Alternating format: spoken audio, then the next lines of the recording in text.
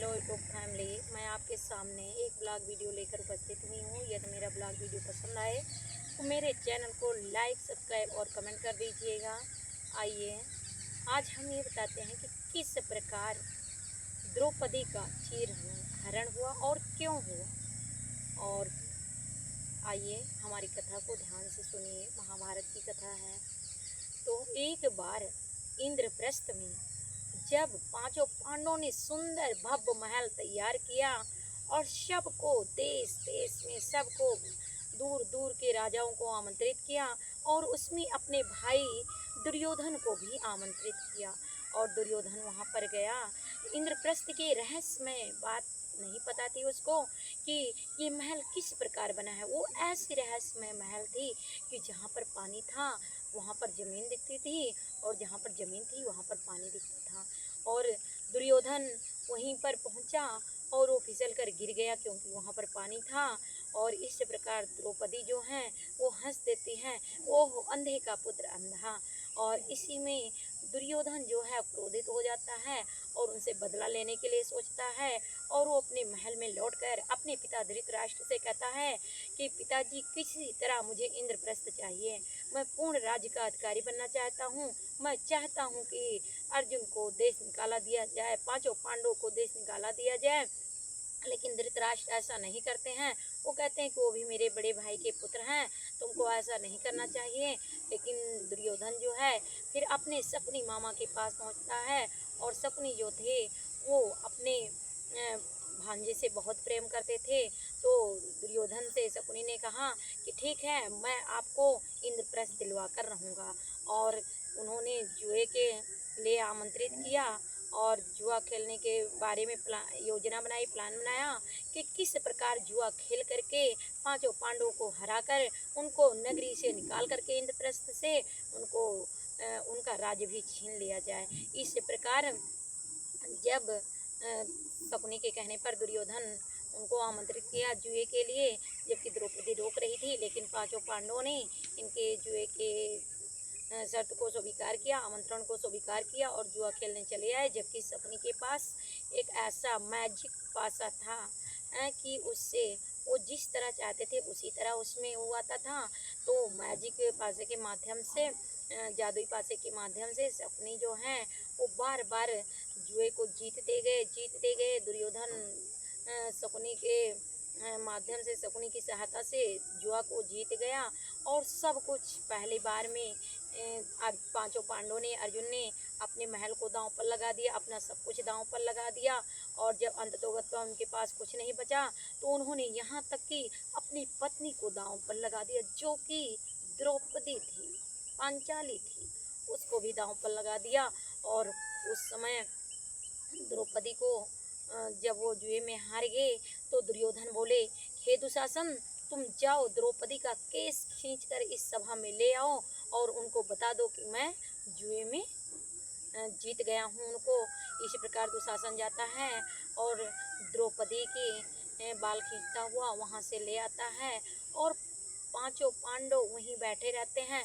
जब द्रौपदी को देखते हैं तो अपनी सिर को लज्जा से नीचे कर लेते हैं, कुछ बोल नहीं पाते हैं क्योंकि वो जुए में उनको हारे रहते हैं। और इस प्रकार वहाँ पर भीष्म पितामह, द्रोणाचार्य सब लोग वहाँ पर उपस्थित रहते हैं, लेकिन कोई भी उनकी मदद नहीं करता है, कोई भी उनकी सहायता नहीं करता है। और जब द्रौपदी को पता लगता है कि हाँ, ये अब इस सभा में मेरी लाज जाने वाली है, तो द्रौपदी जो है वो चीर खींचने लगता है दुशासन। तो जब ऐसा लगता है द्रौपदी को कि इस सभा में मेरी कोई सहायता करने वाला नहीं है, इस सभा में मेरी लज्जा अब चली जाएगी और मैं किसी प्रकार भी, मेरी यहाँ पर लज्जा बच नहीं सकती है, इसीलिए वो भगवान श्री कृष्ण को स्मरण करती हैं। भगवान श्री कृष्ण को स्मरण करती हुई द्रौपदी कहती हैं कि हे भगवान श्री कृष्ण, यदि आप दीनों के बंधु हो, मेरे भाई हो, तो इस सभा में जाते हुए मेरे लज्जा को बचाओ, क्योंकि ऐसा लग रहा है कि इस सभा में मेरी लज्जा चली जाएगी। इसलिए हे भाई, आप दौड़ करके चले आओ और मेरी लज्जा को बचा लो। इतना ही कहते ही भगवान श्री कृष्ण उस द्रौपदी के वस्त्र को अनेकों गुना में, हजारों गुना में, कोटि गुना में इतना बड़ा कर देते हैं कि दुशासन, दुर्योधन सब मिलकर के खींचते रहते हैं, लेकिन कोई भी उस वस्त्र को खींच नहीं पाता है। फिर दुशासन स्वयं कहता है कि सारी है कि सारी बीच नारी है कि नारी बीच सारी है कि सारी ही की नारी है कि नारी ही की सारी है। उसको लगता है ये नारी है कि सारी है, उसी में वो भ्रमित हो गया। और इस प्रकार भगवान श्री कृष्ण की कृपा से द्रौपदी की लज्जा बच जाती है और द्रौपदी जो है वो भगवान श्री कृष्ण को बहुत बहुत धन्यवाद देती हैं। और दीनबंधु दयालु हैं। भगवान श्री कृष्ण तो सबकी मदद करते हैं, जबकि द्रौपदी तो भगवान श्री कृष्ण को रक्षाबंधन बांधी थी, अपने वस्त्र फाड़ करके बांधा था। और भगवान श्री कृष्ण ने वादा भी किया था कि जब ऐसा समय, द्रौपदी ने कहा था, भगवान श्री कृष्ण ने कहा कि आप जो चाहो मन चाहो वरदान मांग लो, लेकिन द्रौपदी ने कहा कि ये वरदान मेरा आपके पास धरोहर स्वरूप रहेगा, जब मुझे आवश्यकता होगी तब मुझे भाई मैं आपसे ले लूँगी। तो वही वरदान उनके काम आया कि उनकी लज्जा बच गई और दुर्योधन हार गया। तो कभी भी स्त्रियां कमज़ोर नहीं होती हैं। देखो, जब द्रौपदी जी निर्वस्त्र नहीं हुई, उनको कोई निर्वस्त्र नहीं कर पाया, तो स्त्रियां कमज़ोर नहीं होती हैं। स्त्रियों का इस संसार में बड़ा ही हमें आदर करना चाहिए।